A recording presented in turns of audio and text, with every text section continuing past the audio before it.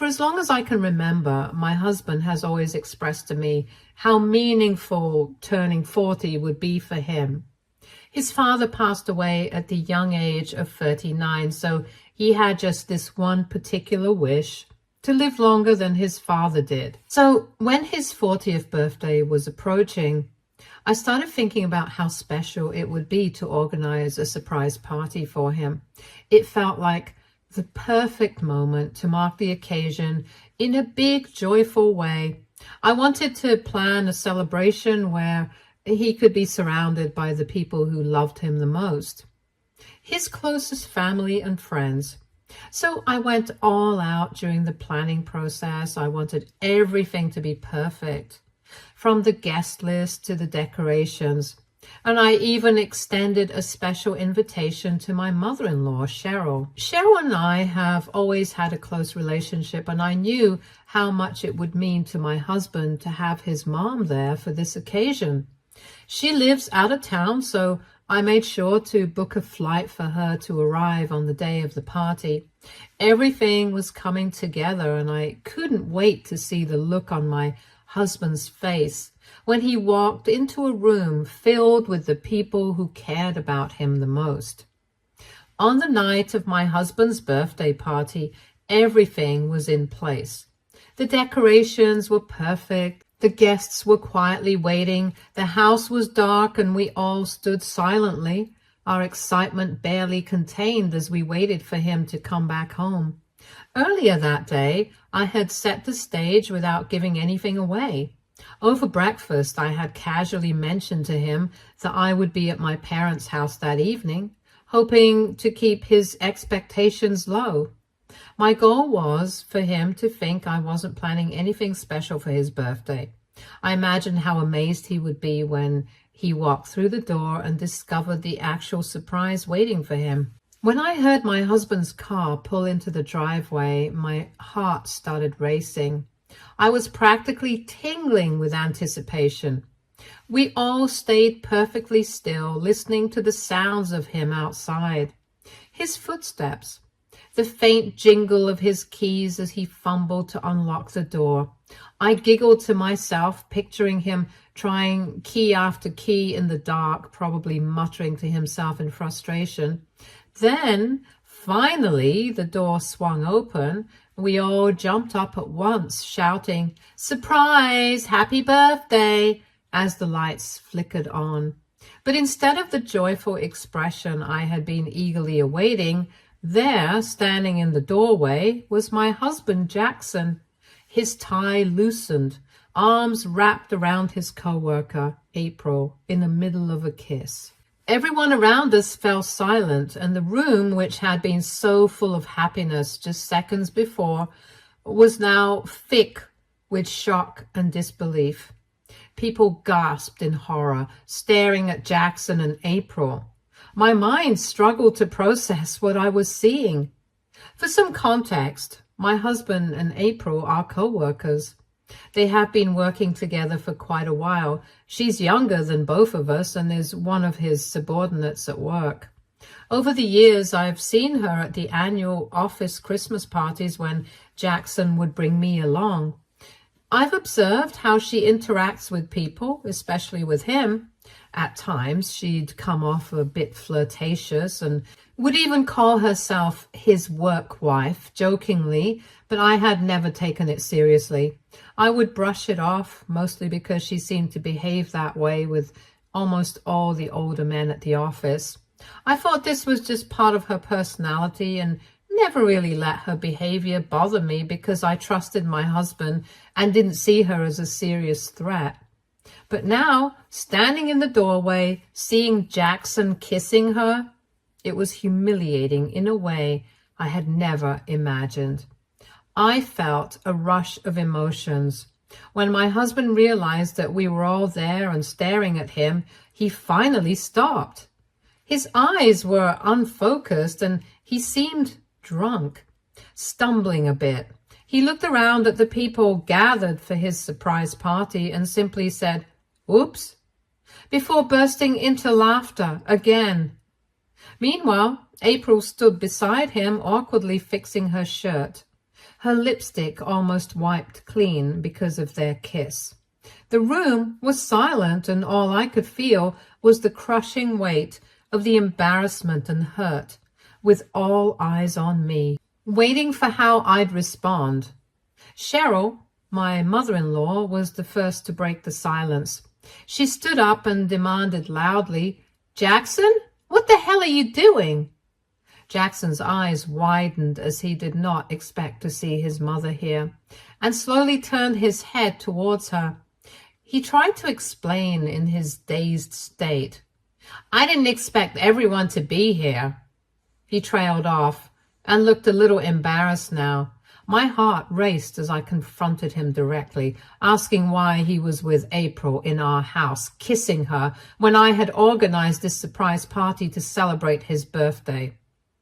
I had to know the answer, even though I was terrified of what he might say next. Jackson sighed and just shook his head. He glanced around the room before clearing his throat. In a casual tone, as if making a work announcement, he said he had planned to break the news another day.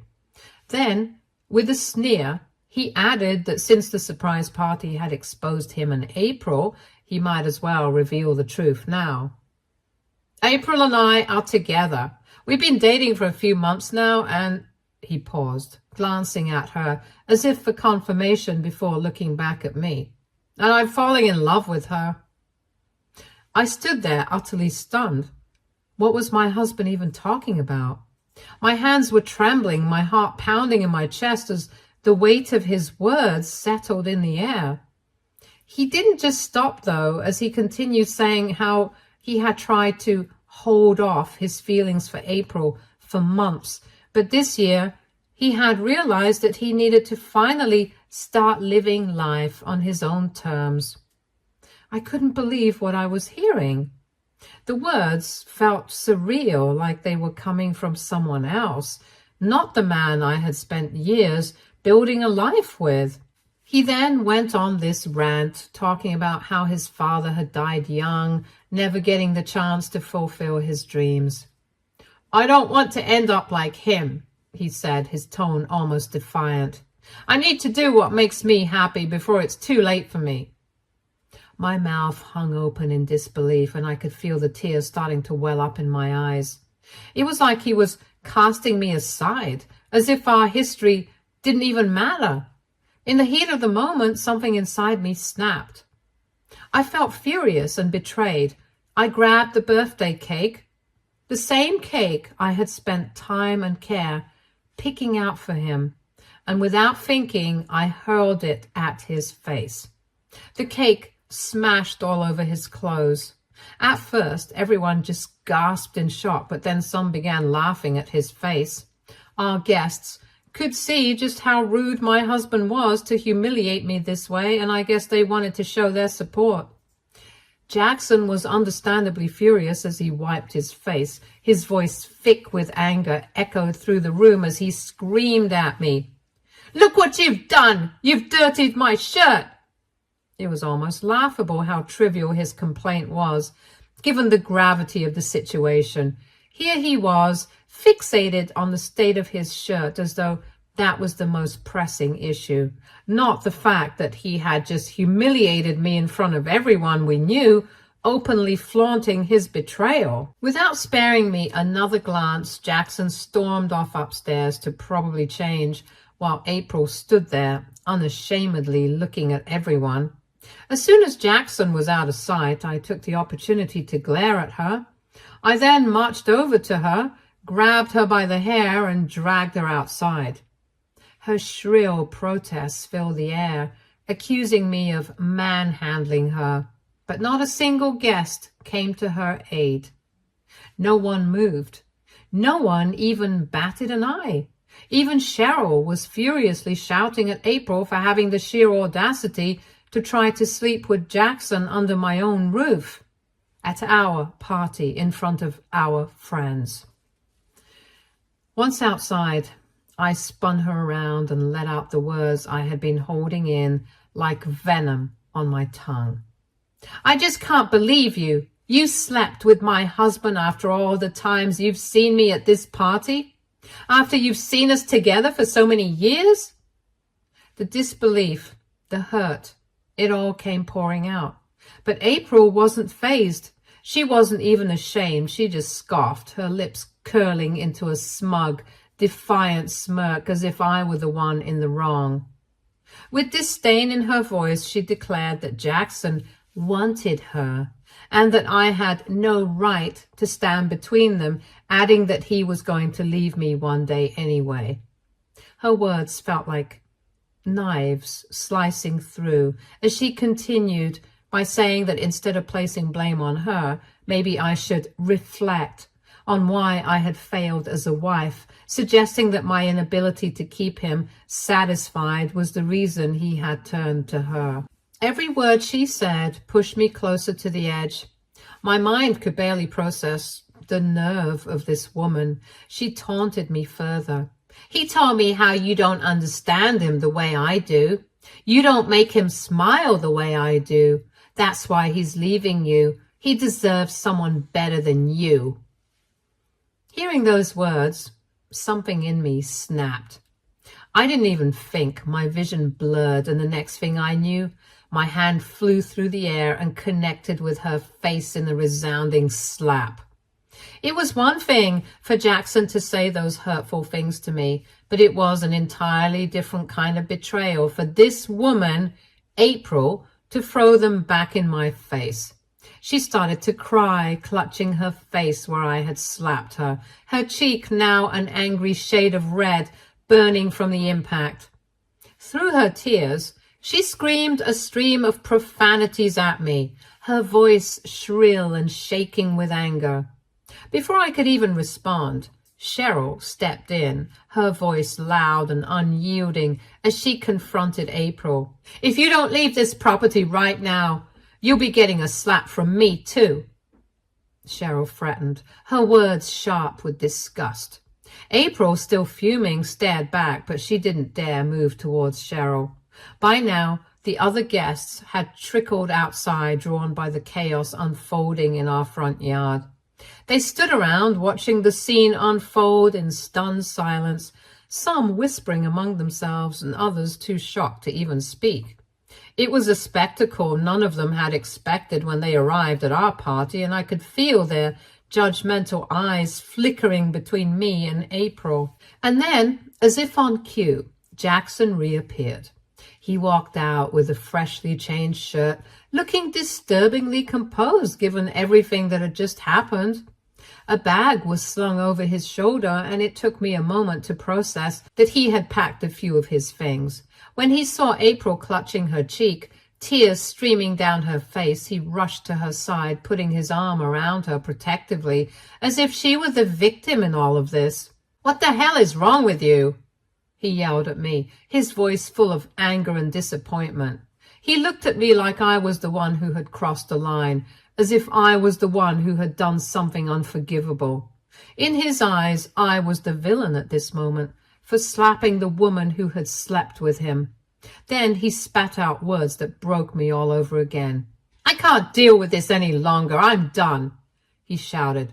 "I want you out of the house when I come back from our trip. I hope to never see your face again." A trip?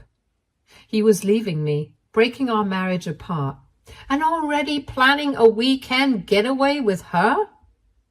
I stood there, frozen in disbelief and pain, watching as he took April to his car, and then both of them drove away without a second thought. I felt a deep, aching emptiness as I watched the taillights of his car disappear down the street. My heart felt like it had been ripped out of my chest.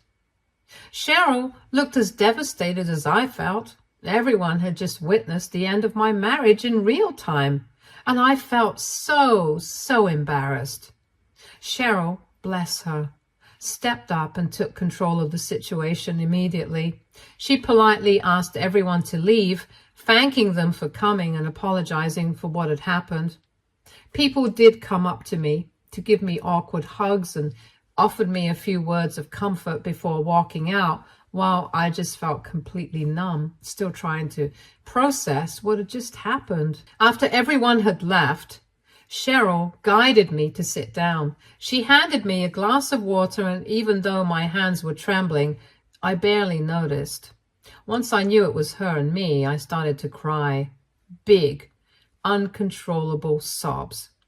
I had held it in for too long. I didn't want to cry in front of everyone, but now that I was alone with her, it all came out. The shock, the humiliation, the sheer disbelief at what had just happened. My husband had destroyed our marriage at his own surprise birthday party in front of his friends and family, all while kissing his coworker. And then he had the audacity to even kick me out. Through my tears, I confided in Cheryl that I was completely lost. I had no idea what to do, where to go, or how to rebuild my life. I had invested so many years into this marriage, caring for my husband through his illnesses, cooking, cleaning, and even giving up my career because he always wanted a stay-at-home wife. And now he had ripped the rug out from under me and was leaving me with nothing. I was lost, physically and emotionally. I couldn't imagine packing up my life and leaving the home we had shared for years. Hearing this, Cheryl shook her head firmly and then reminded me of something that I had apparently forgotten.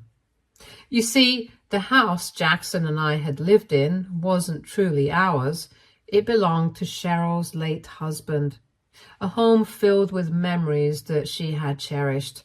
After his passing, she graciously allowed Jackson and me to live here so that we could start a family and build our life together. At the time, it felt like a gift, a fresh start for us in a place filled with love and support. But now, everything about that life had shattered. And the weight of what Jackson had done was more than just a betrayal. It was a violation of the very trust Cheryl had placed in us. After what my son did to you, I'm embarrassed to have raised such a monster, she told me. Her voice was thick with sorrow, the kind only a mother could feel when she realized her own child has become someone she barely recognizes. She wrapped her arms around me in a hug that felt like both comfort and a promise. She then looked me straight in the eyes and said, "This is my house and I decide who lives here, and I'm choosing you."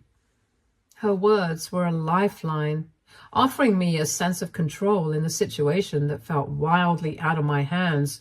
She continued to say how she wasn't going to let Jackson and April get away with what they had done. She wanted to teach Jackson a lesson, to show him that his actions had real, painful consequences.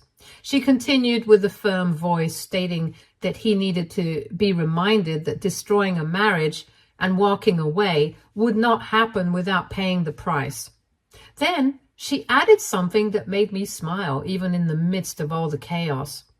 "There's no way I'm letting April's scrawny move in here with my son. She's not ruining my family home." Cheryl's protectiveness over me was something I hadn't expected, since I thought she would eventually support her son. But here she was instead, looking out for me. Jackson might have thought he could walk out of our marriage and into another woman's arms, but Cheryl and I were about to show him that life wouldn't be that easy. I admit, hearing Cheryl's words had given me a sense of relief, and it was like a weight had been lifted, knowing I wasn't going to be cast out of the house I'd called home. Cheryl's backing gave me the strength I needed to take control of the situation. So, long story short, over the weekend, I signed a proper rental agreement with her, making everything official. I wanted evidence, something concrete that would prevent Jackson from ever kicking me out. With the agreement in place, I knew I had solid ground to stand on. That same weekend, I methodically packed all of Jackson's things. It was oddly therapeutic, boxing up the remnants of the life we had shared. I piled them neatly on the porch outside, where he could easily collect them when he returned from his trip. It wasn't until a week later that I finally noticed his car pull into the driveway. And by that time, I had already made all the preparations. I'd installed security cameras outside the house because I knew what was coming.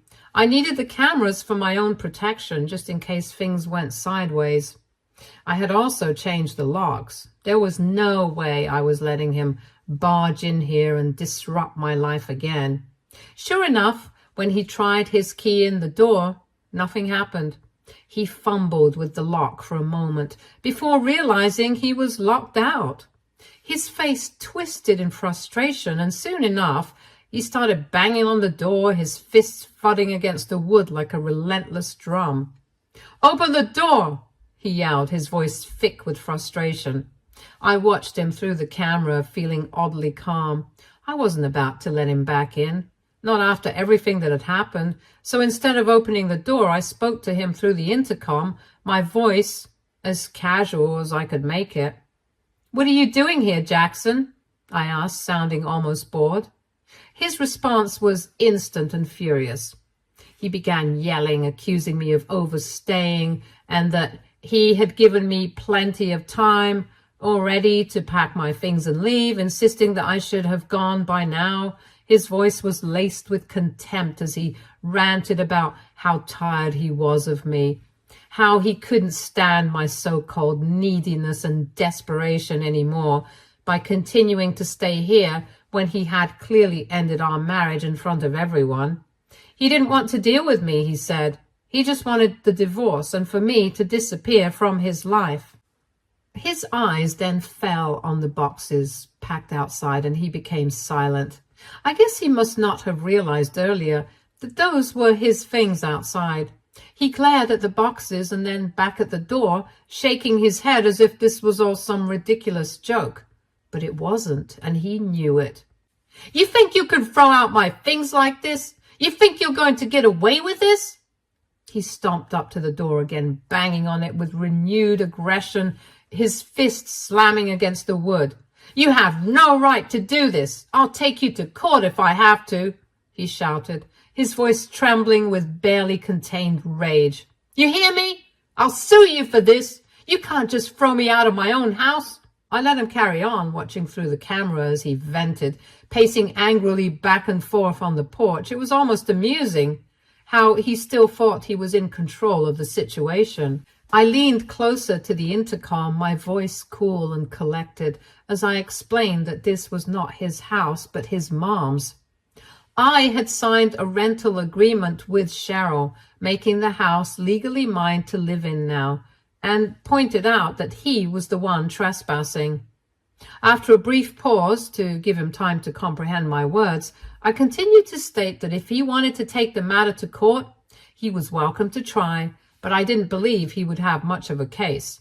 I demanded that he take his things and leave immediately, or I would call the police.